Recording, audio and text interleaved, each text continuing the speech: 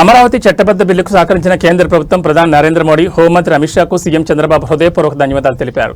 రాజధానిని విశ్వనగరంగా తీర్చిదిద్ది ప్రపంచ పటంలో నిలుపుతామని అన్నారు. గత పాలనలో ఎదురైన చీకట్లు తొలగిపోయి అమరావతి భవిష్యత్తుపై ఉన్న సందిగ్ధతకు శాశ్వతంగా తెరపడిందని సీఎం పేర్కొన్నారు. రైతుల త్యాగానికి, ప్రజల ఆకాంక్షలకు దక్కిన గౌరవం ఇదన్నారు. స్వర్ణాంధ్ర నిర్మాణంలో ఇది ఒక కీలక మైలురాయన్నారు. అమరావతికి అజేయం, అజరామరమని అన్నారు సీఎం. రాజధాని విశ్వనగరంగా తీర్చిదిద్ది ప్రపంచ పటంలో నిలుపుతామని స్పష్టం చేశారు. विधेयक पर विचार किया जाए. మీరు దయచేసి కూర్చోండి.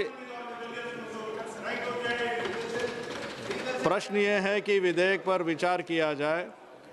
जो सदस्य इसके पक्ष में है वो हाँ कहें,